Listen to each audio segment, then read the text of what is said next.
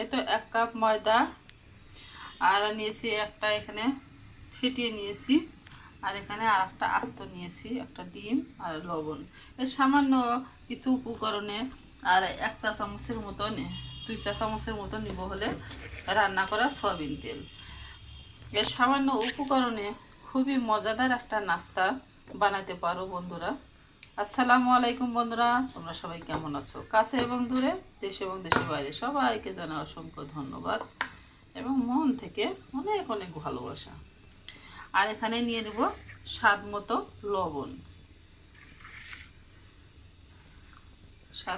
লবণ,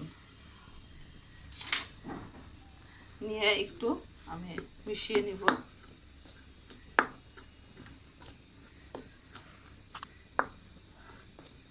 খুবই অল্প উপকরণে খেতে অসম্ভব মজাদার হয়, না খেলে তোমরা বিশ্বাসই করতে পারবে না, এতটা স্বাদে এই পিঠাটা।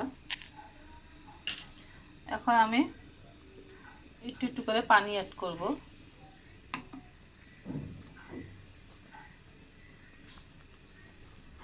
পানি অ্যাড করব আর মিশিয়ে নিব। দেখতে থাকো। সামান্য কিছু উপকরণে যে এত সুন্দর একটা সকাল বিকেলের একটা নাস্তার রেসিপি বানানো যায়, না দেখলে তোমরা বুঝতে পারবে না। তোমরা সাথেই থাকো এবং দেখতে থাকো।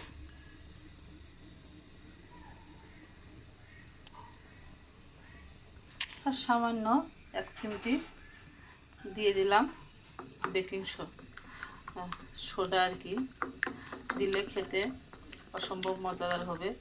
আর এই যে ব্যাটারির ঘনত্বটা 1 কাপ আটার জন্য 1 কাপের একটু বেশি পানি লেগেছে। আর এখন এই পর্যায়ে দিয়ে দেব 2 চা চামচের মতো রান্না করা সয়াবিন তেল, দিয়ে আবারও সুন্দর মতো আমি ব্যাটারটা রেডি করে নিব। এই তো ব্যাটারটা একদম রেডি। এখন চলো চুলায় যাই। ব্যাটারটা সুন্দর মতো ফিটিয়ে নিতে হবে, যতটা স্মুথ হবে ব্যাটার, পিঠাটা খুব সুন্দর হবে। আমি যতটা সম্ভব ফেটিয়ে নিয়েছি। আমার হাতে সময় নেই, আমার বাবুরা যেহেতু খাবে, খুব ওদের তাড়াহুড়া, সেজন্য বেশি একটা সময় নিয়ে যখন বানাবা একটু সময় নিয়ে বানাবা। অবশ্যই হাত ব্যবহার করাটাই ভালো, চামচের চেয়ে হাতে খুবই তাড়াতাড়ি হয়। এই তো চলো আমি এখন মূল প্রসেসে চলে যাই, যেটা না করলেই না। এখন রান্নায় চুলায় চলে যাই, দেখতে থাকো। এই তো আমি একটা প্যান বসিয়ে দিয়েছি। এখন আমি এই গোল চামচের সাহায্য দিয়ে দিব, 2 চামচ দিব আর কি। এটা অবশ্য একটু মোটামুটি বড়ই হয়। আর চুলা জালটা অবশ্যই মিডিয়াম টু লো হিটে দিতে হবে।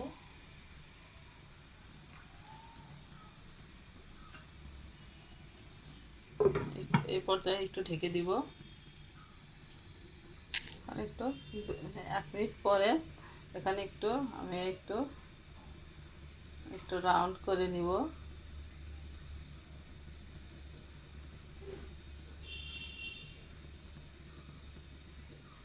আস্তে করে ধরে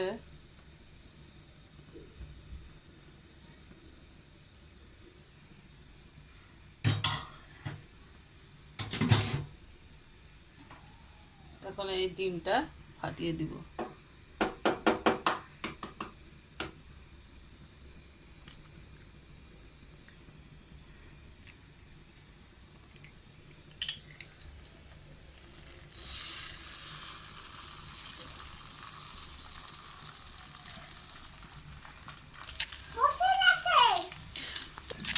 এটা আমি তেলও অ্যাড করেছি।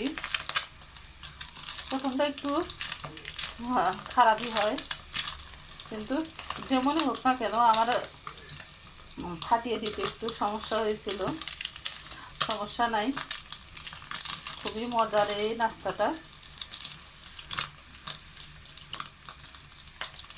একটু লাল লাল করে ভেজে নিলে আমার এটা হয়ে গেছে। এই যে কতটা সুন্দর হয়েছে।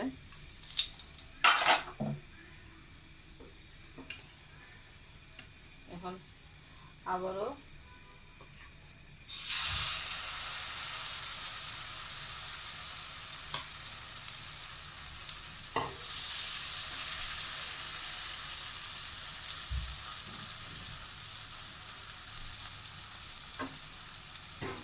দিয়ে একটু ঢেকে রেখে দিব।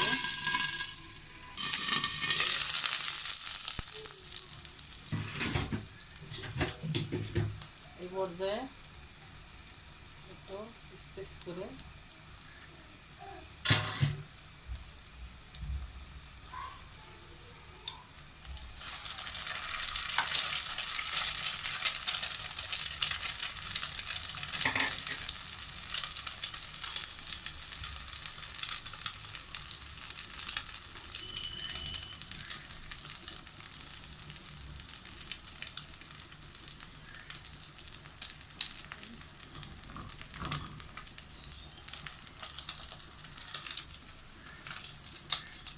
জাস্ট 2-1 মিনিটের জন্য মিডিয়াম টু লো আছে আমি ঢেকে রেখে দিব, একটু কুক হয়ে আসে। এখন আমার এই তো হয়ে গেছে, এখন আমি তুলে নিব। এই তো হয়ে গেছে।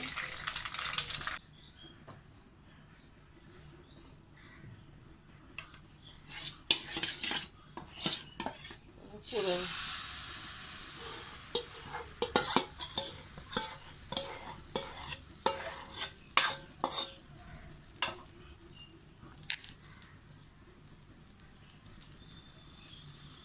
এখন একটু এটা বড় করে দিব।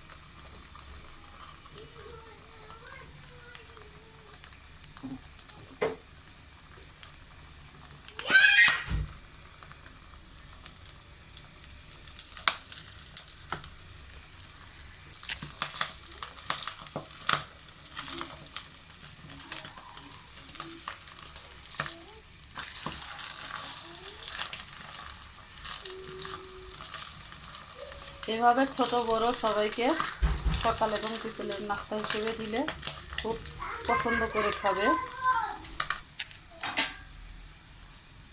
এই তো একদম পারফেক্ট হয়ে গেছে বন্ধুরা। এই তো দেখো বন্ধুরা, দেখতে যেমন হয়েছে সুন্দর, খেতেও মাশাআল্লাহ অসম্ভব মজাদার। এই নাস্তার রেসিপিটা তোমরা যে কোনো সময় তোমার অতিথি আপ্যায়নে বাচ্চাদের জন্য রান্না করে খাওয়াতে পারবা। খুবই সিম্পল, খেতে কিন্তু অসম্ভব মজাদার, না বানাইলে বিশ্বাসই করতে পারবা না। যে যেখান থেকে ভিডিওটি দেখছো আমার সবাইকে অসংখ্য ধন্যবাদ। আজকের মতো বিদায় নিব। তোমরা ভালো থাকো, সুস্থ থাকো, নিরাপদে থাকো। আল্লাহ হাফেজ।